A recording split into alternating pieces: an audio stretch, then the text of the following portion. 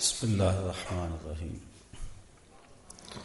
الحمد للہ رب العالمین والصلاة والسلام علی سید الانبیاء والمرسلین قال اللہ تعالی وتبارک فی القرآن المجید والفرقان الحمید یا ایھا الناس کلوا مما فی الارض حلالا طیبا صدق اللہ مولانا العظیم وصدق رسولہ النبی الکریم الرؤوف الرحیم اللہم نور قلوبنا بالقرآن وزین اخلاقنا بالقرآن وادخلنا الجنۃ بالقرآن ونجنا من النار بالقرآن قال اللہ تعالی وتبارک فی شان حبیبہ مخبرا وعامرا ان اللہ وملائکتہ یصلون علی النبی یا ایھا الذین آمنوا صلوا علیہ وسلموا تسلیما الصلاۃ والسلام علیک یا رسول اللہ وعلی آلک واصحابک یا حبیب اللہ الصلاۃ والسلام علیک یا رسول اللہ وعلى آلک و اصحابک یا راحت العاشقین۔ تمام حمد و ثنا، تعریف و توصیف اللہ جل مجدہ الکریم کی ذات پاک کے لیے جو خالق کائنات بھی ہے اور مالک شش جہات بھی۔ اللہ جل کی حمد و ثنا کا حضور نبی اکرم شفیع امم رسول محتشم نبی مکرم اللہ کے پیارے امت کے سہارے رب کے محبوب دانائے غیوب مالک رقاب امم فخر عرب و عجم والی کون و مکان سیاح مکان سید انس و جاں سرور لالا رخاں نیر تاباں سرنشین مہوشاں ماہ خوباں شہنشاہ حسینہ تتمہ دوراں سر خیل زہرہ جمالاں جلوہ صبح ازل نور ذات لم یزل باعث تکوین عالم فخر آدم و بنی آدم نیر بطحہ رازدار ما اوہا شاہد ما طغا صاحب علم نشرہ معصوم آمنہ احمد مجتبیٰ حضرت محمد مصطفیٰ صلی اللہ علیہ وسلم کے حضور ناز میں اپنی عقیدتوں ارادتوں اور محبتوں کا خراج پیش کرنے کے بعد واجب الاحترام ذوی الاحتشام برادران اسلام السلام علیکم ورحمۃ اللہ وبرکاتہ۔ عقل حلال اور صدق مقال کے عنوان سے آج اس نشست میں کچھ باتیں آپ کے گوش گزار کروں گا۔ انسان کو اپنی زندگی برقرار رکھنے کے لیے اکل و شرب کی شدید حاجت ہے اور اس کے بغیر زندہ نہیں رہ سکتا۔ تو اسلام نے رزق کی تلاش کی ترغیب انسان کو دی ہے، لیکن ساتھ یہ شرط لگائی کہ اللہ کو ناراض کر کے اس کے حکموں کو توڑ کے کسی شخص پر ظلم اور جبر کر کے تم رزق نہیں کماؤ گے، بلکہ تمہارے مقدر کا لکھا ہوا تمہیں ملے گا، لہذا تلاش میں حسن پیدا کرو۔ حضور نبی رحمت صلی اللہ علیہ وآلہ وسلم نے ارشاد فرمایا کہ رزق بندے کو اس طرح تلاش کرتا ہے جس طرح موت تلاش کرتی۔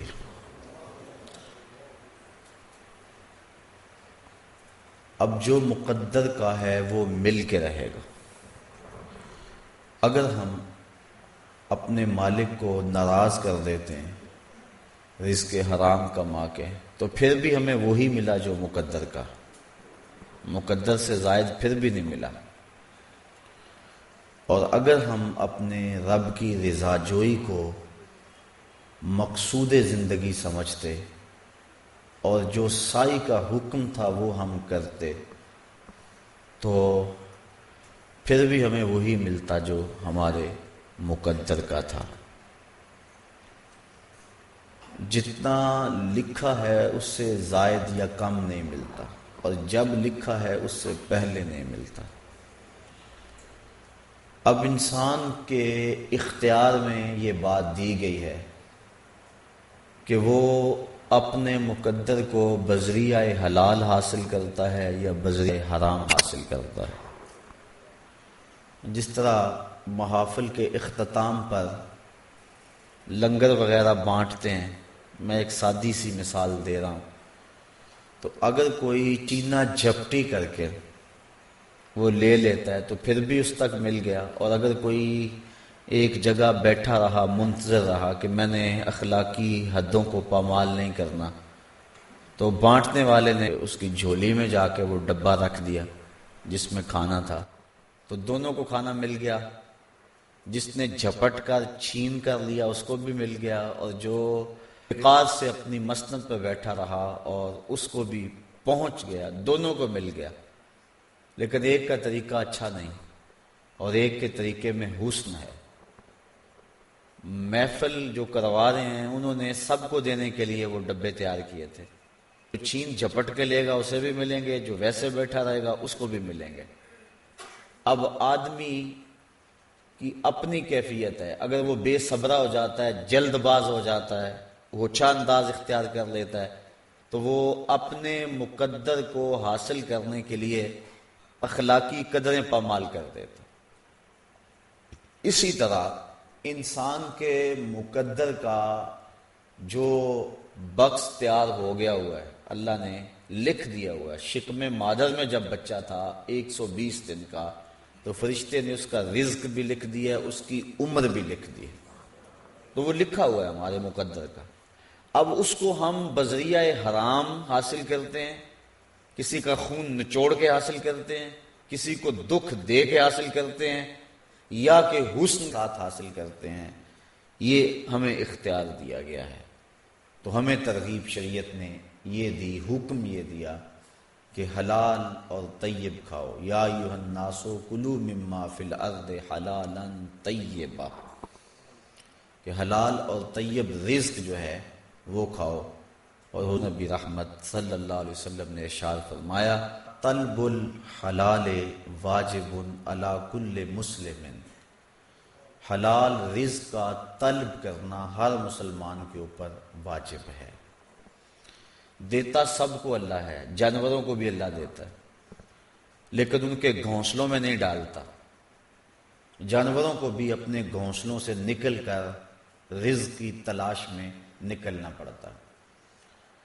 ہمارا رزق بھی مقدر ہے، لیکن اوپر سے آسمان سے ہمارے گھروں میں نہیں پھینکا جاتا، ہمیں بھی تلاش کا حکم ہے۔ طلب رزق حلال یہ اسلام کی ترغیب ہے۔ تو ہم اپنے مقدر کو ڈھونڈنے کے لیے گھر سے نکلیں، لیکن مالک کی ناراضگی سے ہر صورت میں بچنے کی کوشش کریں۔ حضور نبی شفیع معظم صلی اللہ علیہ وآلہ وسلم نے ارشاد فرمایا، ان اللہ طیب لا یقبل الا طیبا، بے شک اللہ پاک ہے اور پاک کے علاوہ کسی اور کو پسند نہیں کرتا۔ اور پھر حضور نے تذکرہ کیا اس شخص کا جو لمبا اور طویل سفر کر کے آیا ہے اور آسمان کی طرف ہاتھ لمبے لمبے یمدو یدیہ، اپنے دونوں ہاتھوں کو پھیلا کے دعا مانگتا ہے، اور کیا کہتا ہے، میرے رب، اے میرے رب، اے میرے رب، وَمَطْعَمُهُ حَرَامٌ وَمَشْرَبُهُ حَرَامٌ وَمَلْبَسُهُ حَرَامٌ وَغُذِيَ بِالْحَرَامِ فَأَنَّى يُسْتَجَابُ لِذَلِكَ۔ فرمایا اس نے جو کھایا وہ حرام ہے، جو اس نے پیا وہ حرام ہے، اور اس کو جو غذا دی گئی ہے وہ حرام سے، اس کا لباس جو ہے وہ حرام ہے۔ فرمایا حضور نے کہ اس کی دعا کیسے قبول ہوگی؟ تو اگر رزق حرام ہو تو دعائیں قبول نہیں ہوتی، یہ بات ذہن نشین رکھیں۔ ایک صحابی نے حضور سے عرض کی کہ حضور مجھے ارشاد فرمائیں کہ میں کس طرح مستجاب الدعویٰ بن جاؤں، یعنی میری ساری دعائیں میرا رب قبول فرمایا کرے۔ یہ حضرت سعد بن ابی وقاص رضی اللہ تعالی عنہ نے حضور سے سوال کیا کہ حضور اللہ کی بارگاہ میں دعا کریں کہ میں مستجاب الدعوات بن جاؤں۔ تو حضور نے ارشاد فرمایا یا سعد اطب مطعمک تکن مستجاب الدعوہ، اے سعد اپنے رزق کو پاک کر لے، اللہ تیری دعائیں کبھی رد نہیں فرمایا کرے۔ تو جس کا رزق پاک ہو اس کی دعائیں قبول ہوتی ہیں۔ علماء نے دعاؤں کی قبولیت کے سلسلے میں جو گفتگو کی ہے کہ دعا ہر صورت میں قبول ہوتی ہے، لیکن جس کا رزق پاک نہ ہو اس کی اپنی دعا بھی قبول نہیں ہوتی، اور دوسرا مسلمانوں کی دعاؤں سے اس کا حصہ بھی نکال دیا جاتا ہے۔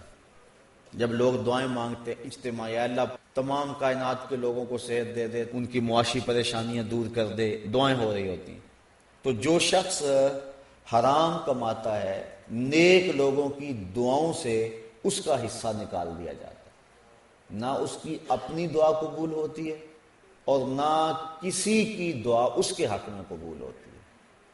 تو حضرت سعد رضی اللہ تعالی عنہ نے جب عرض کی تو حضور فرمایا کہ لقمہ پاک کر لے تو مستجاب الدعوات ہو جائے گا۔ اللہ اکبر۔ فرمایا والذی نفس محمد بیدہ، مجھے قسم ہے اس رب کی کہ محمد کی جان جس کے قبضے میں ہے۔ حضور نے ارشاد فرمایا کہ جب کوئی شخص حرام کا لقمہ اپنے پیٹ میں ڈالتا ہے 40 دن تک اللہ اس کا کوئی عمل قبول نہیں فرماتا، اور فرمایا وہ گوشت جو حرام کی غذا سے پلا کل قیامت کے دن جہنم کی آگ میں ڈال دیا جائے گا۔ اور ایک روایت حضرت ابن عمر رضی اللہ تعالی عنہ سے ہے، فرماتے ہیں کہ من اشترى ثوبا بعشرة دراهم وفيه درهم من حرام لم يقبل الله عز وجل له صلاة ما دام عليه، جس نے 10 درہم کا لباس خریدا، اس کے اندر 1 درہم حرام کا تھا، 9 درہم پیور حلال تھے۔ حضرت ابن عمر کہتے ہیں کہ جب تک وہ لباس اس کے بدن پہ رہے گا اس کی کوئی نماز قبول نہیں ہوگی۔ ثم ادخل اصبعیہ فی اذنیہ، اور پھر ابن عمر نے اپنی دونوں انگلیاں اپنے کانوں میں لے لی اور فرمایا کہ اگر میں نے یہ بات حضور سے نہ سنی ہو تو میں بہرا ہو جاؤں، اگر یہ بات میں نے حضور سے نہ سنی ہو تو میں بہرا ہو جاؤں، میرے کانوں کی شنوائی چھن جائے اگر میں نے یہ حضور سے نہ ہو۔ یہ حضور نے ارشاد فرمایا کہ جو شخص 10 دراہم کا کوئی کپڑا خریدتا ہے، 1 درہم بھی اس میں حرام کا ہے، تو اس کی نماز قبول نہیں ہوتی ہے۔ قرب قیامت کے فتنوں کا تذکرہ کرتے ہوئے حضور نے ارشاد فرمایا کہ قرب قیامت میں معاملات ایسے ہو جائیں گے کہ لوگوں کو مال سے غرض ہوگی، اس سے غرض نہیں ہوگی کہ یہ حلال سے ہے یا یہ حرام سے ہے۔ اور آپ دیکھ لیں جس دور میں آج ہم جی رہے ہیں، ہر بندے کی خواہش ہے کہ دولت اکٹھی کر لو، اس کے ذرائع کیا ہیں اس سے کسی کو غرض نہیں ہے۔ یہ قرب قیامت کا فتنہ ہے کہ لوگ حلال کا اہتمام نہیں کریں گے، جبکہ صدر اسلام میں اور بعد میں آنے والے ادوار میں لوگوں نے اپنے لقمے کی حلت کا خصوصیت کے ساتھ اہتمام کیا، بلکہ بعض اوقات شک کی وجہ سے حلال کو بھی چھوڑ دیتے تھے، وہ معمولی سا شک پیدا ہو جاتا تو اس کو بھی چھوڑ دیتے۔ تو آج حرام قوم میں رچ گیا ہے۔ حضرت ابو درداء رضی اللہ تعالی عنہ نماز پڑھتے ہیں فجر کی اور بہت جلد چلے جاتے ہیں۔ ایک دن فرمایا ابو درداء کاہے کی جلدی ہوتی ہے؟ لوگ تو دیر تک بیٹھے رہتے ہیں، صحابہ اشراق بھی پڑھ کے جاتے تھے، لیکن تم بڑی جلدی چلے جاتے ہو۔ عرض کی بندہ نواز، میرے ہمسایوں کے گھر میں ایک کھجور کا اونچا درخت ہے جس کا جھکاؤ میرے گھر کی طرف ہے، اور آپ جانتے ہیں آج کل سحری کے وقت مدینے کو ٹھنڈی ہوائیں سلامی دینے آتی ہیں، تو جب ہوا چلتی ہے تو کچھ کھجوریں جھڑ جاتی ہیں، پکی ہوئی کھجوریں جھڑ کر میرے ویڑے میں گر پڑتی ہیں۔ میں جلدی جلدی اس لیے چلا جاتا ہوں کہ بچوں کے اٹھنے سے قبل وہ کھجوریں اٹھا کے ہمسائے کے ویڑے میں پھینک دیں، اس کے آنگن میں پھینک دوں، کہیں میرا بچہ کوئی کھجور نہ لے لے اور اس کے پیٹ میں حرام کا لقمہ نہ چلا جائے۔ یہ تھا مزاج صحابہ کا۔ اور ہماری سڑک سے گنے کی ٹرالی گزر کر تو دیکھے، ہم تو بچے کو شاباش دیتے ہیں، بڑا یار تیز نکلا ہے، 3 گنے کھینچ لایا، یہ نہیں دیکھتے کہ یہ مال کیا ہے۔ آج اگر اس کی حوصلہ شکنی نہیں کریں گے تو کل ہو کے ڈاکو نہیں بنے گا تو اور کیا ہوگا۔ اعلیٰ حضرت سے کسی نے پوچھا کہ یہ جو کنکیاں اڑاتے ہیں، یہ پتنگ وغیرہ، تو جب یہ ڈور کٹ جاتی ہے تو لوگ دوڑتے ہیں اس کے پیچھے اور ڈور بھی لوٹتے ہیں اور وہ پتنگ بھی لوٹتے ہیں، تو اس کے بارے میں حکم شرعی کیا ہے؟ تو آپ فرمانے لگے کہ یہ مال لقطہ ہے۔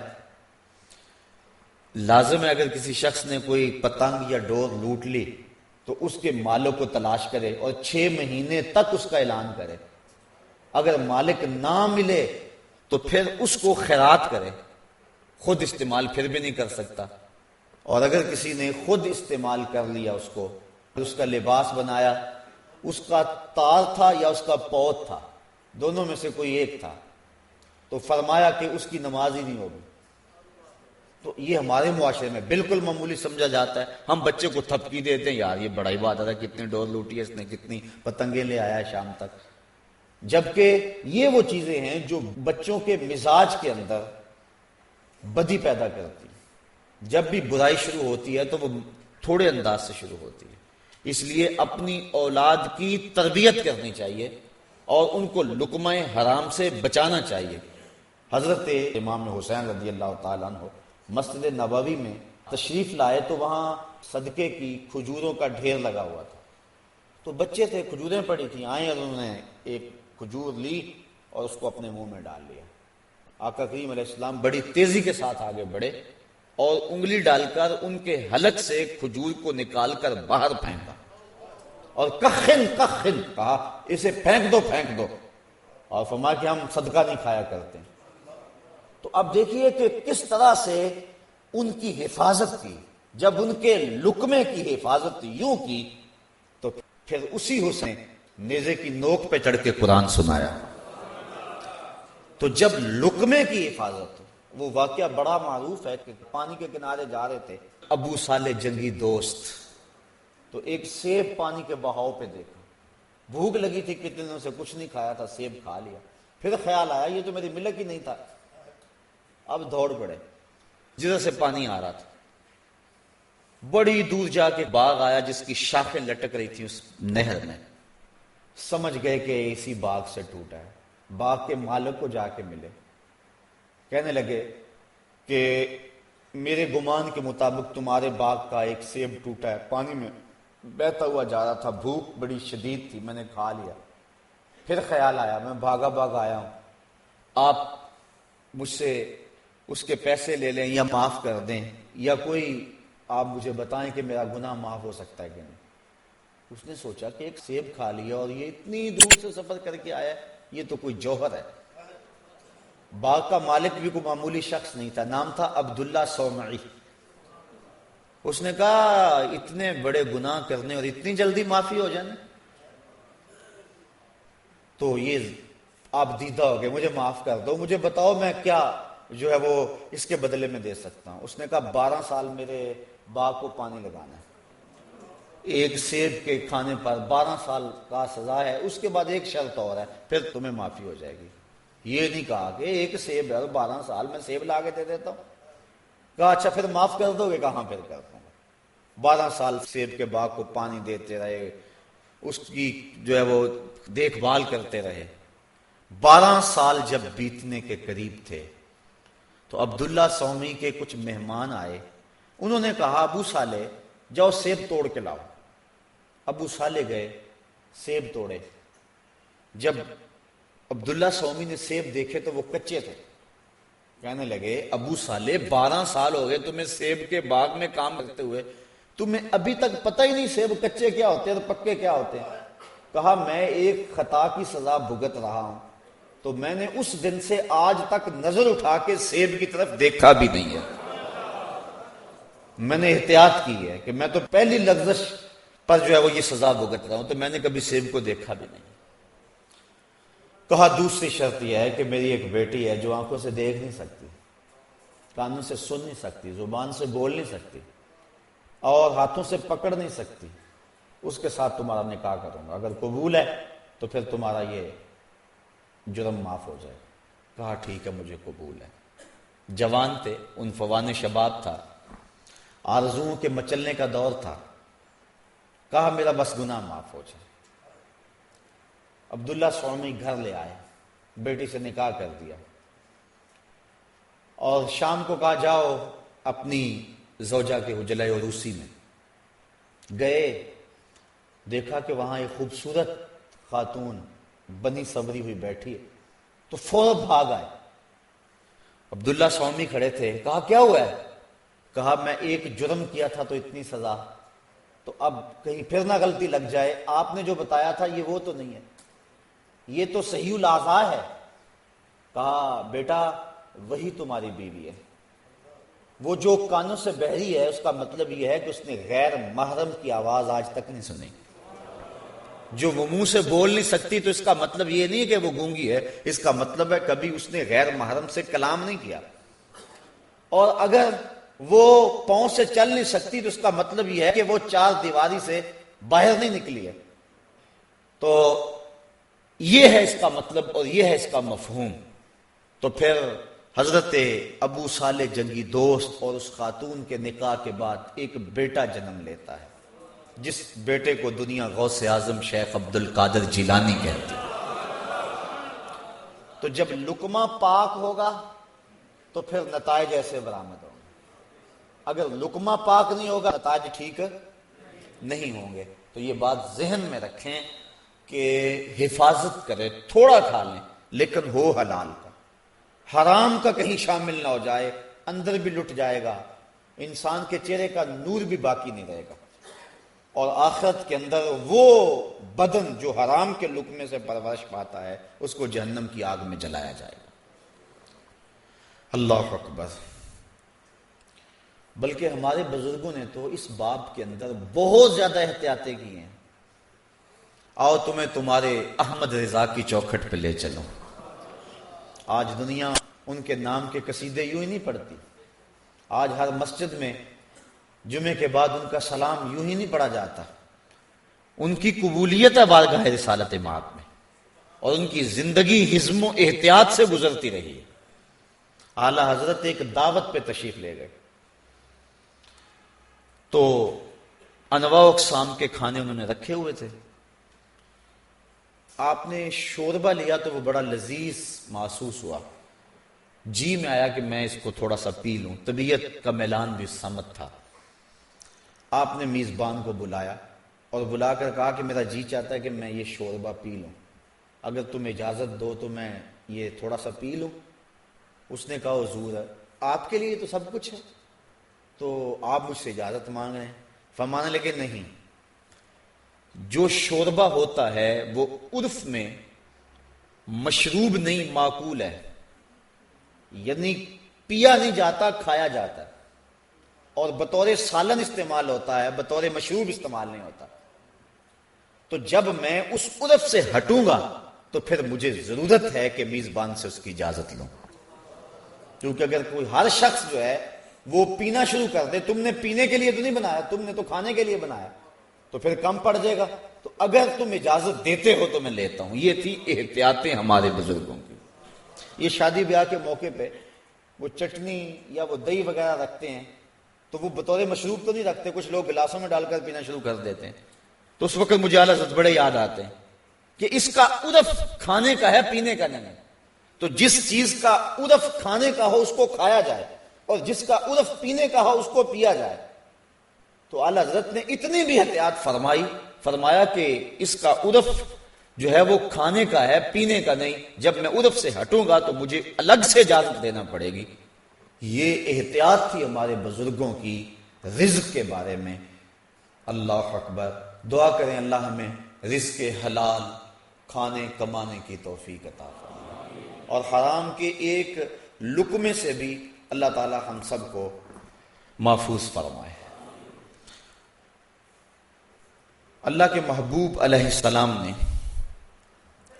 جہاں ہمیں رزق حلال کھانے کی ترغیب ارشاد فرمائی، وہاں زبان کو سچ اور صداقت کا علم بردار رکھنے کی ترغیب دی کہ تمہاری زبان سچ کے علاوہ کچھ نہ بولے، بلکہ حضور علیہ السلام نے فرمایا کہ الصدق ینجی والکذب یہلک، صدق نجات دیتا ہے اور کذب بندے کو ہلاک کر دیتا ہے۔ یہ زبان کی آفت ہے کہ زبان کے اوپر جھوٹ آ جائے۔ ایک روایت میں صحابہ نے حضور سے پوچھا کہ حضور مسلمان بخیل ہو سکتا ہے؟ فرمایا نہیں، مسلمان بخیل نہیں ہوتا، وہ سخی ہوتا ہے، لیکن فرمایا ہو سکتا ہے کبھی اس سے بخل بھی ہو جائے۔ اس طرح پوچھا کہ مسلمان بہادر ہوتا ہے؟ فرمایا ہاں بہادر ہوتا ہے، لیکن ہو سکتا ہے کبھی اس سے بزدلی بھی ہو جائے۔ عرض کی حضور کیا مومن جھوٹا ہو سکتا ہے؟ فرمایا جھوٹا نہیں ہو سکتا، یہ پکی بات ہے، مومن جھوٹا نہیں ہو سکتا۔ میں امام غزالی کے حوالے سے پڑھ رہا تھا، آپ فرماتے ہیں کہ انسان جب گناہ کرتا ہے تو بعد میں نیکی کرتا ہے تو وہ جو گناہ کی کالک ہے وہ مٹ جاتی ہے، جو لگی ہوتی ہے دل کے اوپر وہ مٹ جاتی ہے، لیکن جھوٹ کی جو کالک ہے یہ ایسی ہے کہ اس کے ساتھ باقی رہتا ہے۔ تو جو شخص جھوٹ بولتا رہتا ہے ایک وقت آتا ہے اس کا اندر مر جاتا ہے اور اس کے پاس کچھ نہیں رہتا۔ شریعت اسلامیہ کے اندر جھوٹ کی سخت مذمت کی گئی ہے اور سچ کی ترغیب دی گئی اور حکم دیا گیا کہ تمہاری زبان سے سچ کے علاوہ کچھ اور نہ نکلے، بلکہ ارشاد فرمایا گیا الصدق طمانیۃ والکذب ریبہ، سچ طمانیت ہے، سکون ہے، اور جو جھوٹ ہے وہ ریب ہے، وہ تشکیک ہے۔ انسان کو جھوٹ بول کر سکون نہیں ملتا، بچ بھی جائے جھوٹ بول کر سکون نہیں ہوتا، اور سچ بول کر پھنس بھی جائے پھر بھی سکون ملتا اس کو۔ اگر کوئی غلطی ہو گئی، کوتاہی ہوگی کسی تو صاف کہہ دیا ہاں مجھ سے ہو گئی، سچ کہہ دیا تو اس سے طبیعت میں تسکین ہوگی، اس کی سزا بھی تمہیں مل سکتی ہے لیکن طبیعت سکون ہوگی، من مطمئن ہوگا، اندر اگر اطمینان ہو گیا تو اور کیا چاہیے۔ اور اگر جھوٹ بول کر آپ سودا بیچ بھی لیتے ہیں اور جھوٹ بول کر اگر آپ جو ہے وہ اپنی زندگی کے کسی معاملے کو بظاہر نکھار بھی لیتے ہیں، کسی سے کوئی فائدہ بھی اٹھا لیتے ہیں، لیکن اندر جو ہے وہ پریشانی رہے گی۔ تو الصدق طمانیۃ والکذب ریبہ۔ اور ایک حدیث میں حضور نبی رحمت صلی اللہ علیہ وسلم نے ارشاد فرمایا ثلاثۃ نفر لا یکلمہم اللہ تعالی یوم القیامہ ولا ینظر الیہم فرمایا 3 اشخاص ایسے ہیں کہ قیامت کے دن اللہ نہ ان سے کلام کرے گا نہ ان کی طرف نظر رحمت سے دیکھے گا۔ وہ 3 شخص کون ہیں؟ المنان بعطیۃ والمنفق سلعته بالحلف الفاجر والمسبل ازارہ۔ ایک وہ شخص کہ جو دے کر جتلاتا ہے، کسی کو کچھ دے دیا اور اس کے بعد جتلایا کہ میں نے تجھ کو یہ دیا تھا۔ اور دوسرا وہ شخص جس نے خرچ کیا لیکن اس مال سے خرچ کیا جو جھوٹی قسمیں اٹھا کر کمایا تھا، جھوٹی قسمیں اٹھا کر کمانے والے مال سے خرچ کیا۔ اور تیسرا وہ شخص جو تکبر کی وجہ سے اپنے تہبند یا شلوار کو ٹخنوں کے نیچے لٹکاتا ہے۔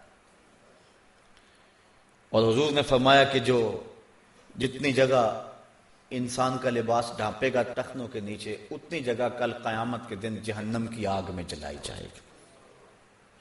تو اپنے تہبند کو، اپنی شلوار وغیرہ کو جو ہے وہ اپنے ٹخنوں سے اوپر رکھنے کا حکم دیا گیا ہے۔ بلکہ حضور کبھی اتنی اونچی کر لیتے تھے کہ پنڈلیوں کی سفیدی اس کی چمک سے آبا کو نظر آیا کرتی تھی۔ اللہ اکبر۔ تو یہ 3 وہ شخص ہیں کہ جن کی طرف اللہ تعالی نظر رحمت نہیں فرمائے گا۔ اور ایک اور روایت کے اندر اور 3 اشخاص کا تذکرہ ہے۔ فرمایا ثلاثۃ لا یکلمہم اللہ ولا ینظر الیہم ولا یزکیہم وَلَهُمْ عَذَابٌ أَلِيمٌ۔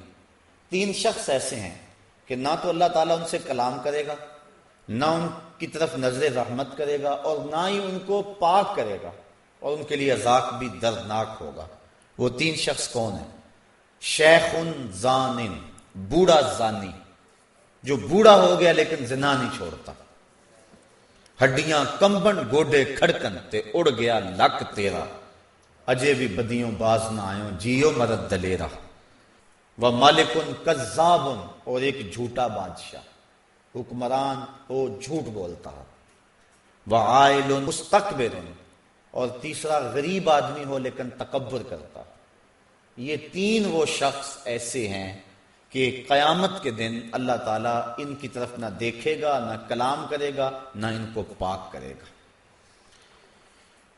حضرت نبی رحمت صلی اللہ علیہ وسلم نے ارشاد فرمایا اربعن اذا کن فیک لا یضرک ما فاتک من الدنیا۔ اگر تیرے پاس 4 چیزیں ہیں تو دنیا کی کوئی شے بھی تیرے پاس نہیں ہے تو پریشان نہ ہو۔ دولت نہیں ہے، بینک بیلنس نہیں ہے، تیرے پاس کوٹھی نہیں ہے، کار نہیں ہے، رہائش کا مکان نہیں ہے، دنیا میں بڑی محرومی ہے، تجھے بڑے دکھ ہیں دنیا پر، تجھے پیدا ہوا تھا کہ باپ فوت ہو گیا، ماں کا سایہ اٹھ گیا، رشتہ داروں نے جو ہے وہ دتکارا، مکان نہیں ہے، دنیا میں دکھ ہی دکھ ہے۔ لیکن اگر 4 چیزیں حضور فرمایا تیرے پاس ہیں تو دنیا کی کسی کمی کو کمی نہ سمجھنا۔ اگر یہ 4 چیزیں ہیں تو ساری دولتیں تیرے پاس ہیں، اور اگر یہ 4 نہیں ہیں تو چاہے تو دنیا کا امیر ترین شخص کیوں نہ ہو، دنیا کے اقتدار کی مسند کے اوپر کیوں نہ بیٹھا ہو، تیرے پاس کچھ بھی نہیں ہے اگر یہ 4 نہیں ہیں۔ وہ 4 چیزیں کون سی ہیں؟ صدق الحدیث، ایک وہ جس کی زبان کو سچ نصیب ہے۔ اگر تجھے بات کا سچ مل گیا تو اتنی بڑی دولت ہے، کوئی دولت اس کا مقابلہ نہیں کر سکتی۔ اور دوسری بات وہ حفظ الامانہ، جو تجھے امانت دی گئی ہے اس کی حفاظت کرنا۔ اور تیسری بات وہ حسن و خلق، اور اچھا خلق، ہر ایک کو ہنس کے ملنا، اچھائی سے ملنا۔ یہ نہیں ہے کہ چہرے پہ یہ بوسط طاری ہو، ماتھے پہ شکنے ہو، عجیب سا بندہ ہو، نہ، لوگوں کو ہنس کے ملے۔ حضور نے فرمایا کہ نیکی کو حقیر نہ سمجھو، ولو ان تلقى اخاك بوجه طلق، اگرچہ تم اپنے مسلمان بھائی کو خندہ پیشانی سے ملو تو یہ بھی چھوٹی نیکی نہیں ہے، یہ بھی بہت بڑی نیکی۔ تو حسن خلق، لوگوں کے ساتھ اچھا سلوک کرے۔ اور چوتھی چیز وعفت طعمہ، اور اس کے کھانے کا پاک ہونا۔ اگر یہ 4 چیزیں کسی کو مل گئی، اگر دنیا کی کوئی اور چیز نہ بھی ملی تو وہ پریشان نہ ہو، یہ 4 چیزیں اس کے لیے بہت بڑی دولت ہے۔ میرا خیال ہے اس کو ہم یاد کر لیں، پھر ایک مرتبہ میں ان 4 چیزوں کو گنوا لیتے ہیں اور اس کو آپ یاد کر لیں، اور کوشش کریں کہ ان 4 چیزوں کو ہم اپنی زندگی کے اندر داخل کریں گے. اور وہ پہلی چیز صدق الحدیث، سچی بات. کبھی بھی زبان سے جھوٹ نہ نکالو. یہ زبان اور شرمگاہ، حضور نے فرمایا تم ان 2 چیزوں کی مجھے ضمانت دے دو، میں تمہیں جنت کی ضمانت دے دوں. ان 2 چیزوں کی ضمانت تم مجھے دے دو، میں تمہیں جنت کی ضمانت دے دیتا. تو پہلی چیز صدق الحدیث، سچی بات. حضور علیہ السلام نے فرمایا مجھے قسم ہے اللہ کی کہ میں تمہارے ساتھ مزاح کرتا ہوں، لیکن فرمایا لا اقول الا حقا، لیکن حالت مزاح میں بھی میری زبان سے حق کے علاوہ کچھ نہیں نکلتا. بعض کا لوگ مزاح میں جھوٹ بول دیتے ہیں. کہا نا ابن عمر لکھتے تھے، کسی نے منع کر دیا کہ حضور کبھی غصے میں ہوتے ہیں کبھی مزاح میں ہوتے ہیں، تو تم لکھ لیتے ہو. تو حضور نے فرمایا لکھتے نہیں ہو. عرض کی حضور مجھے روک دیا گیا. کہا اکتب فوالذی نفس بیدہ، فرمایا لکھا کرو، مجھے قسم ہے اس کی جس کے قبضے میں میری جان ہے، اس زبان سے حق کے علاوہ کچھ بھی نہیں نکلتا. مزاح میں بول رہے ہو یا غصے میں بول رہے ہیں. بعض کا بندہ غصے میں آ جاتا ہے، اس وقت بھی بے قابو ہو جاتا ہے. حضور نے ارشاد فرمایا منافق کی 4 نشانیاں، اور جس کے اندر یہ 4 پائی جائیں وہ پکا منافق ہے، اور جس میں 4 میں سے کوئی پائی جائے تو اس میں نفاق کی ایک علامت ہے. یہاں سے نفاق اعتقادی مراد نہیں ہے، نفاق عملی مراد ہے. فرمایا جب وہ بولے تو جھوٹ بولے، اور جب اس کے پاس امانت رکھی جائے تو خیانت کرے، اور جب کسی سے الجھ پڑے تو گالیاں دے. جب کسی سے الجھ پڑے تو گالیاں دیتا ہے، یہ اس کی علامت ہے. تو گالی دینا، زبان سے غصے کے عالم کے اندر ایسی کو بات کرنا، غصہ بھی ہو تو پھر بھی اپنے اوپر کنٹرول رکھے، اپنی زبان سے کوئی ایسا جملہ نہ کہے جو نامحمود ہے. تو حضور علیہ السلام نے ارشاد فرمایا کہ میں تم سے مزاح بھی کرتا ہوں، ولا اقول الا حقا، بے شک میں تمہارے سے مزاح بھی کرتا ہوں، لیکن سن لو میری زبان سے حق کے علاوہ کچھ نہیں نکلتا. وہ دہن جس کی ہر بات وحی خدا، وما ينطق عن الهوى ان هو الا وحی یوحی، کیونکہ حضور اللہ کی مرضی کے بغیر بولتے ہی نہیں. تو زبان کو ہر حالت کے اندر مائیں بعض کا چھوٹے بچوں کو بہلانے کے لیے کرتی ہیں اور کوئی جھوٹ بول دیتے ہیں، ادھر آؤ یہ دیں گے. کبھی ایسا نہیں کرنا چاہیے، یہ بھی جھوٹ ہے. امام بخاری کسی سے حدیث لینے گئے اور بڑا طویل سفر کر کے وہاں پہنچے تو پتہ چلا کہ وہ باہر کھیتوں میں گئے ہوئے، تو آپ ان کے پیچھے چلے گئے. تو وہ اپنے گھوڑے کو بلا رہے تھے، گھوڑا بھاگا ہوا تھا، تو اپنی جھولی کو پھیلا کر جس طرح اس کے اندر چارہ ہو تو دور سے اس کو آوازیں دے رہے تھے، تو گھوڑا ان کی سمت آ رہا تھا. تو امام بخاری پہنچے تو آپ نے یہ منظر دیکھا، ملے تو واپس ہو گئے. انہوں نے کہا آئے تھے، کوئی مقصد نہیں بتایا، آپ مجھے ملنے آئے تھے. انہوں نے کہا میں نے تو اللہ کے رسول کی ایک حدیث کے بارے میں سنا تھا کہ حضور کی ایک حدیث آپ کے پاس ہے. تو کہا پھر سن لو مجھ سے. کہا جو گھوڑے سے جھوٹ بولتا ہے وہ میرے سے نہیں بولے گا، میں تم سے حدیث ہی نہیں لیتا. یعنی ایسی شرائط تھی ہمارے ائمہ کی. تو اپنی زبان کو سچ کا خوگر اور سچ کا عادی بنائیں. حضور علیہ السلام نے فرمایا کہ جہنم میں کثرت سے جانے والوں کا سبب فم اور فرج ہے، یعنی ایک منہ اور دوسرا شرمگاہ. زیادہ لوگ جہنم کا شکار ان 2 آفتوں سے ہوئے ہیں. اور فرمایا کہ میں نے جن لوگوں کو جنت میں دیکھا ہے، جنت میں جانے والوں کا جنت میں جانے کا بڑا سبب جو میں نے دیکھا ہے تقوی اللہ، ایک تو اللہ کا تقوی اور دوسرا حسن خلق. یعنی ایک تقوی اللہ کا ڈر اور دوسرا مخلوق سے اچھا سلوک کرنا.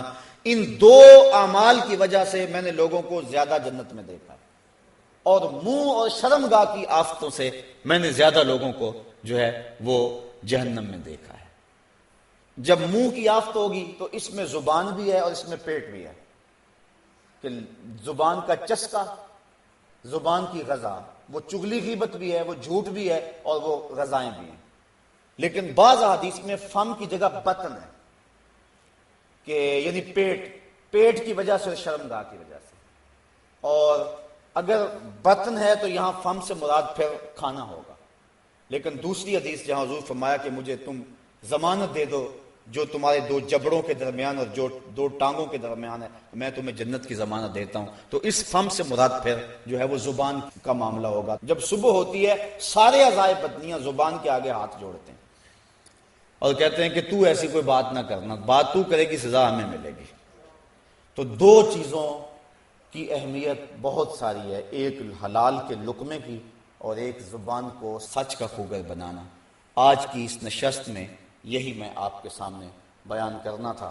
حضور نبی رحمت صلی اللہ علیہ وآلہ وسلم نے حضرت معاذ رضی اللہ تعالیٰ عنہ کو ایک ارشاد فرمایا، بلکہ وصیت فرمائی. وہ وصیت سن لیں.